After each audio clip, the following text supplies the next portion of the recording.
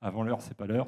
Donc, effectivement, comme l'a expliqué monsieur, et comme on l'a vu sur la scène, nous ne sommes très rarement, nous, les premiers intervenants, jamais. Il y a un découvreur de la scène, les pompiers, en corrélation, comme il a été expliqué, les forces de sécurité publique, un équipage de police secours qui, lorsqu'ils vont découvrir cette scène, vont faire appel à un service d'enquête criminelle et donc un service de police technique et scientifique, en l'occurrence, qui aujourd'hui je vais représenter, le SRJ de Rennes, hein, avec mes 2 collaborateurs, et on va vous présenter notre protocole d'intervention sur une scène telle que celle-là. Sachant que, comme le disait monsieur Dupuche, hein, les crimes ne représentent qu'une partie minime de notre activité, hein, on n'en a pas tous les jours. On travaille également sur des infractions beaucoup plus simples, des cambriolages régulièrement, des viols, des agressions sexuelles, des violences.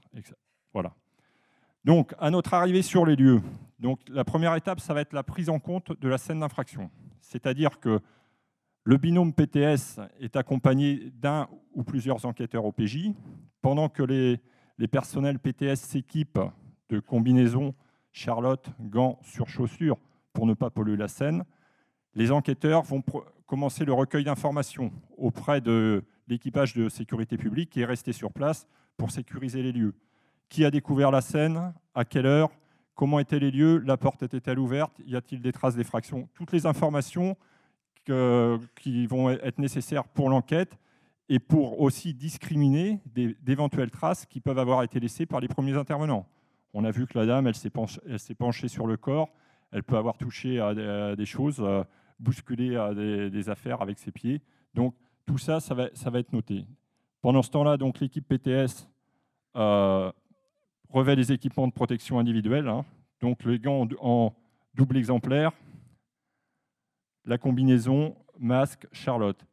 Évidemment, pour éviter tout risque de pollution, comme il a été expliqué dans le premier discours d'ouverture et que vous verrez après dans les interventions successives, notamment en biologie par l'INPS, les risques de pollution sont importants. Il faut régulièrement renouveler les gants lorsqu'on est sur la scène, parce que là, on passe des heures et donc la transpiration au fil du temps peut traverser les gants. Donc cette étape est très importante. Les personnels qui nous accompagnent sur la scène, l'OPJ notamment, s'équipent également. Il faut savoir, hein, comme le disait M. Dupuche, c'est un binôme, c'est même un trinôme en l'occurrence, puisqu'on a 2 intervenants PTS, mais nous, on travaille toujours en corrélation avec un officier de police judiciaire. Tous nos actes, lui, en parallèle, il rédige son procès-verbal de constatation. Et nous, notre travail, après, sera rendu sous la forme d'un album d'état des lieux. Notre mission sur une scène comme ça, elle est double. C'est à la fois de fixer les lieux pour établir un album photographique de la scène telle qu'elle est à notre arrivée et de rechercher les traces et indices qui vont permettre d'en identifier les auteurs. Deuxième étape, établir un périmètre de sécurité. Donc là, on fait du théâtre un petit peu, donc on déploie la rubalise. Lorsqu'on est dans un appartement, la rubalise, elle peut être déployée en bas de l'immeuble pour protéger les parties communes, parce que c'est vrai que si on est dans le cas d'un crime, le malfaiteur est parti, a emprunté les parties communes et peut avoir saigné, laissé des éléments importants dans les parties communes. Donc il ne faut pas se limiter à l'appartement. Le périmètre est bien sûr plus facile à établir lorsqu'on est dans une habitation, un appartement. Plus de difficultés lorsqu'on est sur la voie publique, hein, pour des raisons qui sont compréhensibles, l'afflux des badauds, la présence de la foule qui vient facilement, la presse. Donc il faut mobiliser à ce moment-là beaucoup de moyens pour établir le périmètre de sécurité. Une fois que ce périmètre est établi, toute personne qui va pénétrer dedans se protégera. Il y aura plusieurs intervenants sur la scène. Le médecin légiste viendra aussi, s'équipera. Le magistrat peut venir directement sur place pour se rendre compte de la scène. Et donc lui aussi s'équipera. À chaque fois, les personnes s'équiperont et on notera toutes les personnes qui sont rentrées sur le périmètre. Étape suivante. Donc, on pénètre sur les lieux en veillant bien à ne pas modifier les traces que peuvent avoir laissées les malfaiteurs, notamment des traces d'effraction. Hein, on essaye d'emprunter un cheminement autre que celui des malfaiteurs. Et on réalise des vues de sécurité qui vont figer la scène telle qu'on la découvre. Hein.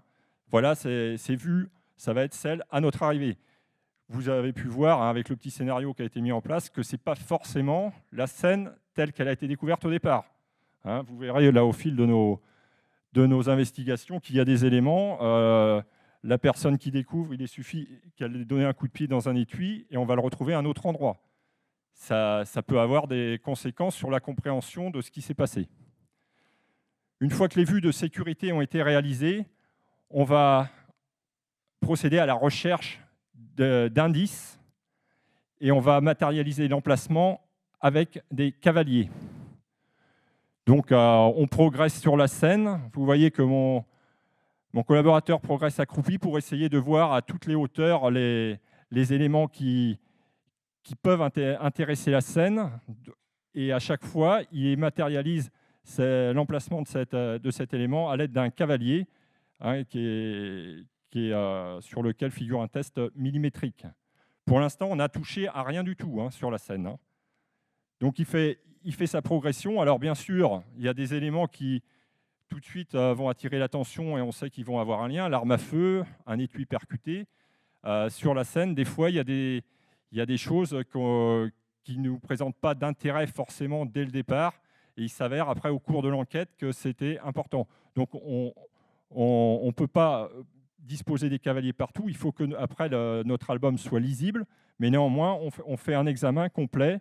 Donc là, il a fouillé les vêtements. Il regarde les vêtements dans les poches.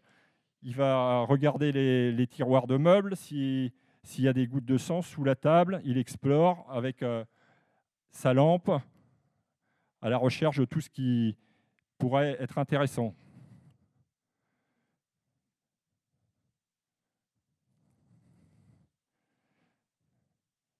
Alors là, on est dans une scène, il y a peu d'éléments, c'est relativement simple. Cette phase-là est très longue. Hein. Lorsque on a des fois des cheminements, la phase de recherche est très longue.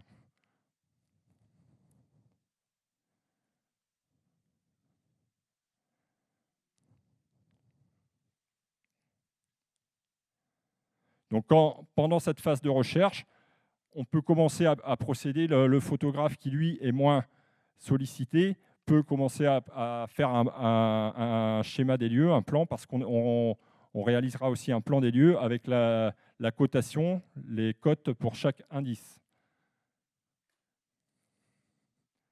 Là, sur la recherche du meuble, après avoir bien observé la table, il découvre en partie haute un impact sur le meuble et qu'on peut, en ouvrant l'impact, découverte d'un projectile, d'une ogive, donc, qui est matérialisé par le cavalier numéro 10.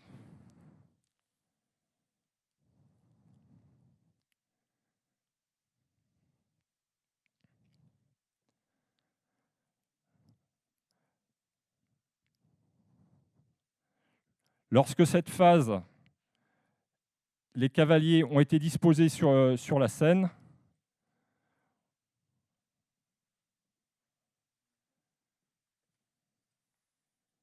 en cavalier 11, c'est un étui percuté.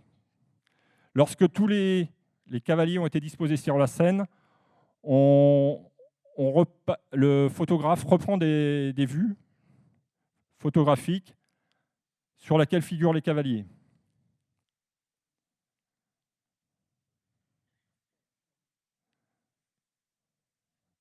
Et là, on repart, c'est le même principe, on fait des vues générales pour avoir la position des éléments les uns par rapport aux autres.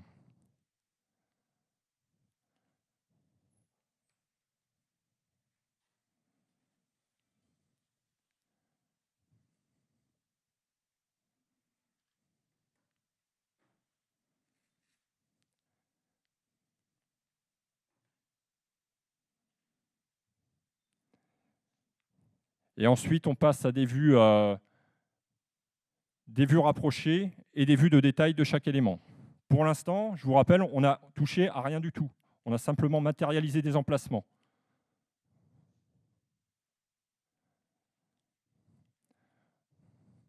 Donc la vue rapprochée à 1 mètre et des vues de détail. Donc on vient prendre l'objet ou le corps. Le corps, j'y reviendrai lorsqu'on fera l'examen du corps, mais on prend l'objet en détail. Alors sur le corps, on va faire des vues du visage, des vues détaillées, mais on travaillera avec le médecin légiste. Hein, c'est le médecin qui est requis, et on fera l'examen du corps avec lui. Parallèlement, on va coter donc les éléments qui seront prélevés ensuite pour être placés sous scellé. Mais donc on prend des cotes, le corps, à quelle distance il se trouve des murs de la pièce pour reporter sur le plan. Chaque élément donc, va être coté et figuré sur le plan.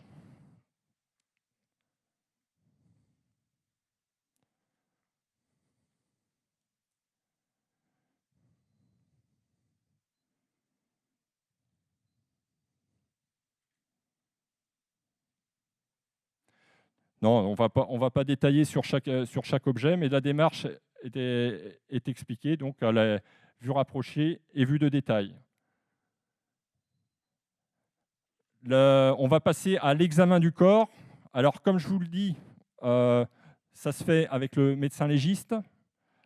Là, on va simplement nous faire deux actes hein, sur le corps. C'est une affaire où il y a une utilisation d'armes à feu. Donc, on va faire des prélèvements sur les mains de l'individu par tamponnoir, et ces prélèvements seront envoyés au laboratoire pour savoir s'il y a présence de résidus de tir. Le but, hein, en gros, c'est de savoir si cet individu a utilisé une arme à feu. Donc, l'opérateur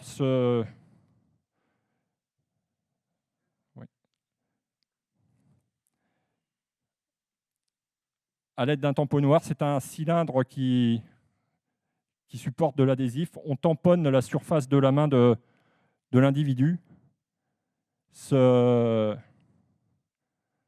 une trentaine de fois. Ce prélèvement est ensuite conditionné dans une enveloppe dans laquelle on note bien sûr les références de l'affaire, la date et l'heure du prélèvement. Chaque prélèvement, je vous rappelle qu'en parallèle, l'OPJ rédige son procès-verbal de constatation. Donc tout ce qu'on fait, c'est acté et répertorié sur les notes que prend l'OPJ et sur le procès-verbal de constatation.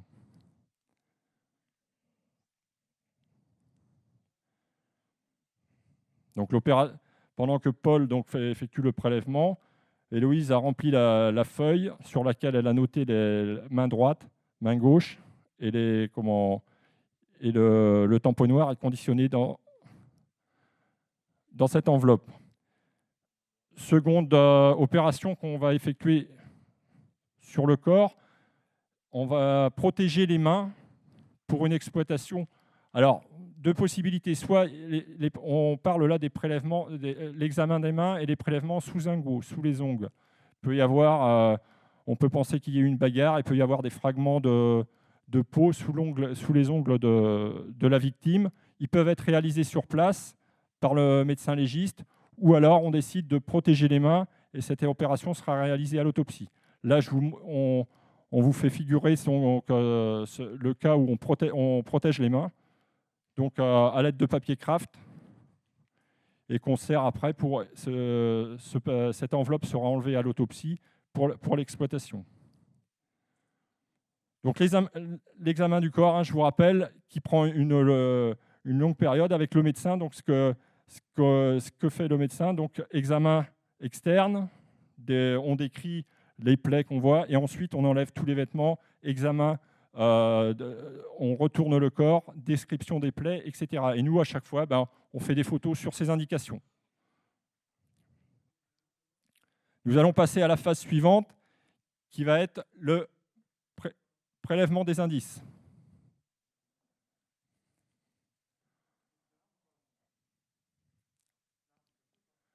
L'arme, tu vas la faire dans l'ordre, en 3. Donc on va commencer dans l'ordre des cavaliers. En cavalier 2, nous avons un étui percuté. Donc vous verrez après dans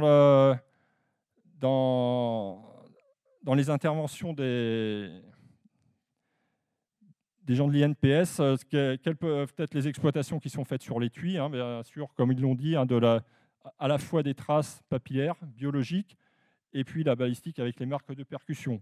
L'arme, pour l'instant, on n'a pas touché à l'arme. Hein, pour la transporter, il faudra qu'elle soit mise en sécurité. Donc, on va être obligé de réaliser cette opération parce que c'est pour la sécurité des fonctionnaires de police. Donc, on éjecte le chargeur. On met, là, la culasse est en arrière. On a vérifié que la chambre est vide. Donc, on peut conditionner l'arme de cette façon. Si le chargeur est garni, on va dégarnir le chargeur, prendre des photos à chaque étape. Hein, et tout ça, c'est acté aussi dans le procès verbal.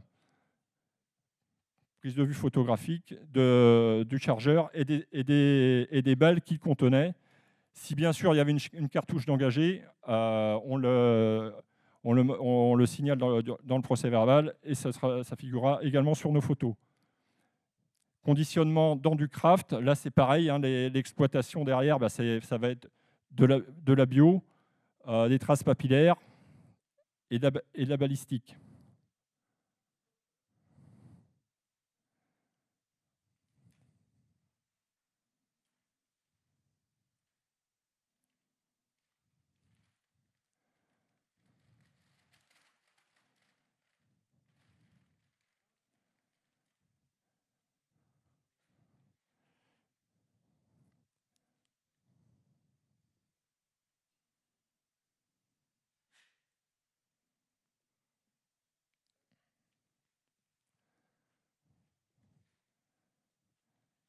On a réalisé la première phase de prélèvement de tamponnoir parce que c'est des éléments qui risquent de s'altérer.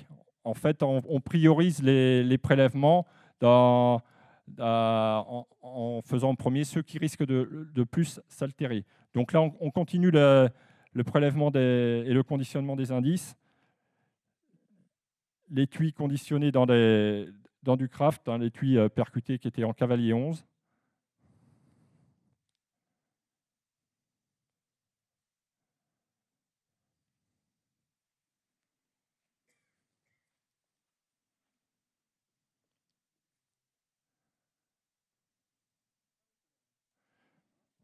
Donc les éléments balistiques, hein, qui figuraient sur cette scène, donc il y avait un pistolet 9 mm en cavalier 3, un étui percuté en cavalier 2.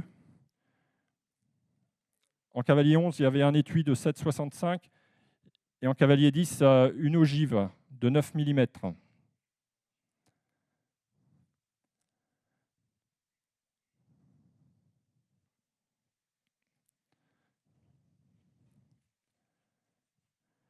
Donc la table sur laquelle on voit qu'il y avait deux présences de deux assiettes et deux verres, donc visiblement deux individus, et des mégots. Les mégots sont conditionnés dans des sachets cristal, hein, prélevés en évitant de toucher le filtre, conditionnés séparément dans des sachets cristal et placés sous scellés également.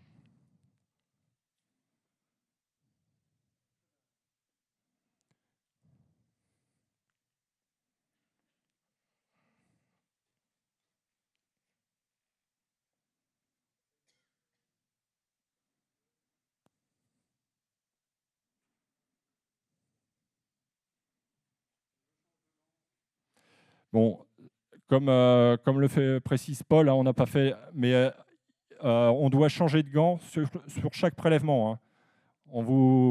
Notre scène, là, c'est quelque chose de démonstratif. Hein, on ne fait pas le travail réel, qui est beaucoup plus long. Mais sur chaque prélèvement, l'opérateur change de gants. Donc en cavalier 4, c'est donc un portefeuille avec des billets qui, eux aussi, vont être conditionnés et placés sous scellés.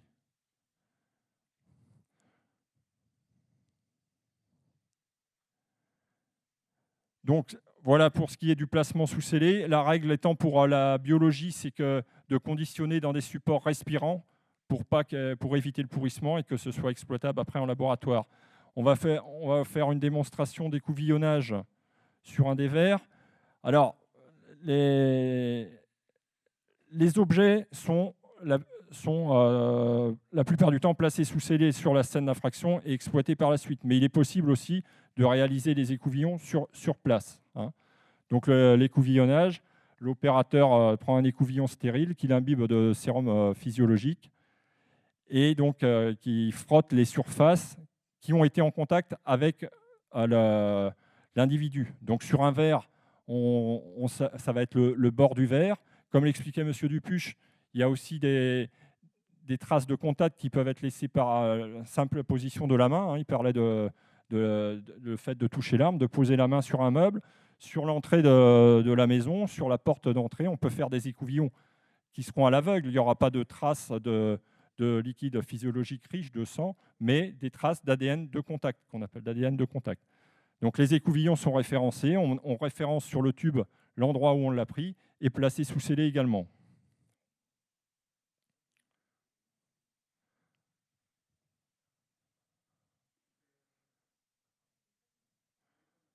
Conditionne le téléphone et puis on va conditionner un verre.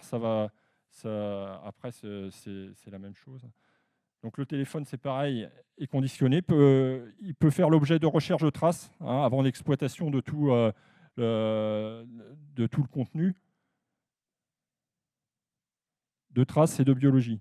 Hein, comme le disait M. Dupuche, hein, c'est les traces papillaires, traces génétiques, c'est vraiment le duo qu'on recherche le plus sur la scène. D'autant plus qu'on a derrière 2 fichiers, des bases de données, qui vont permettre peut-être de sortir le nom d'un individu. Non, la bouteille, c'est bon. Je pense que pour les prélèvements, on a à peu près montré la façon dont on travaille. À la fin de notre intervention, bien sûr, on refait le point sur tous les prélèvements. On liste tous les prélèvements, bien sûr, avec l'OPJ, le lieu, l'emplacement, etc. On va refaire le plan des lieux, voir s'il nous manque des cotes, finir le plan des lieux, et procéder à des recherches de traces sur les supports non transportables ou difficilement transportables. Vous voyez qu'on a conditionné des objets qu'on peut conditionner dans des sacs, des enveloppes, etc. Dès qu'on arrive à des meubles, c'est plus difficile, ou la porte d'entrée. Donc sur ces supports, on peut procéder à des recherches de traces. Il y a des techniques qu'on peut mettre en œuvre sur les lieux. C'est des techniques classiques que vous voyez dans les films. Ce sont les poudres dactyloscopiques, hein. Le principe, c'est qu'un individu qui pose sa main sur un support non poreux, il laisse un petit dépôt sudoral. Et le passage de poudre, ça peut révéler des empreintes. Donc là, on figure que l'entrée de la pièce se trouve près de la commode.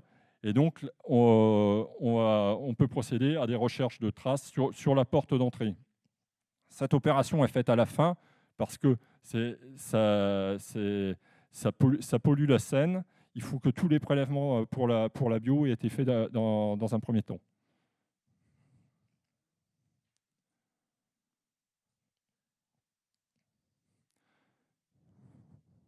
Voilà. Donc, on avait, pour la démonstration sur une autre scène, on l'avait fait sur une assiette.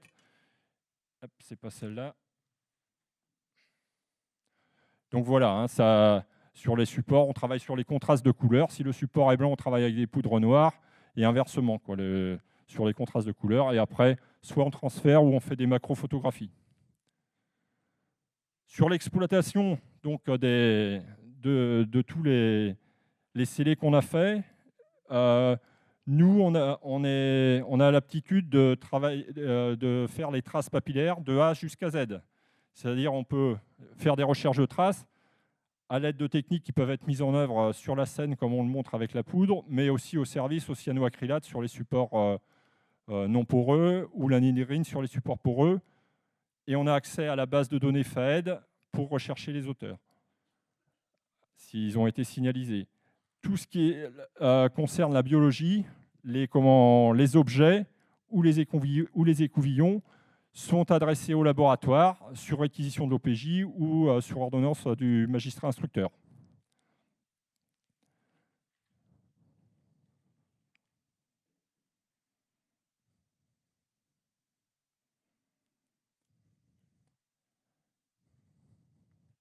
Alors le corps, une fois que l'examen a été fait avec le médecin, Le corps, on procède à la levée du corps, hein, les pompes funèbres viennent chercher le corps, il est emmené à la chambre funéraire où il sera autopsié, hein, dans les heures qui suivent l'intervention.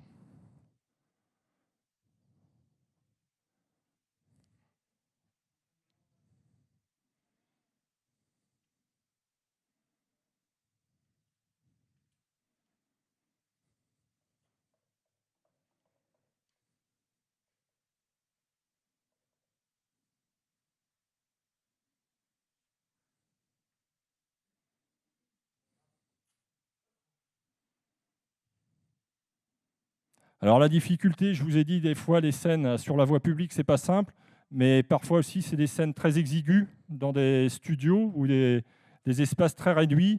Vous voyez que là, on a amené qu'une partie du matériel, mais il faut qu'on amène beaucoup d'affaires, il faut qu'on se trouve un coin pour étaler nos affaires, pour entreposer les scellés. Donc à chaque fois, il y a, en fait, c'est le terrain, hein, on a des protocoles d'intervention théoriques. Après, faut savoir aussi, il faut être capable de s'adapter à la scène. Hein, il arrive fréquemment qu'il y ait un cheminement, voire 2 scènes consécutives. À ce moment-là, on s'adapte, on essaye de constituer 2 équipes qui travaillent en parallèle et qui avancent, parce qu'une scène, des scènes comme ça, on peut y passer 10 heures. Hein, et lorsqu'on part, les scellés sont placés sur l'appartement et c'est tout à fait concevable de revenir le lendemain. Donc, lorsque les investigations nous semblent terminées, hein, parce qu'on a essayé de ne rien manquer, mais dans un appartement, dans une maison, il peut y avoir des éléments que l'enquête fera apparaître ultérieurement qui vont avoir de l'importance. Donc, lorsque on estime que nos opérations sont terminées, on fait la synthèse donc, avec l'OPJ de tous les prélèvements. Les scellés sont constitués, et donc retour au service, et commence alors la rédaction de notre travail, de notre album d'état des lieux, qui sera annexé à la procédure, qui va suivre la procédure, l'instruction, qui va aller jusqu'au procès d'assises, et qui sera donc le document qui montrera à tous les intervenants successifs la scène telle qu'elle était lorsqu'on l'a découverte. Voilà. Donc voilà, notre intervention est terminée. Je vous remercie de votre attention. Et puis si vous avez des questions, je vous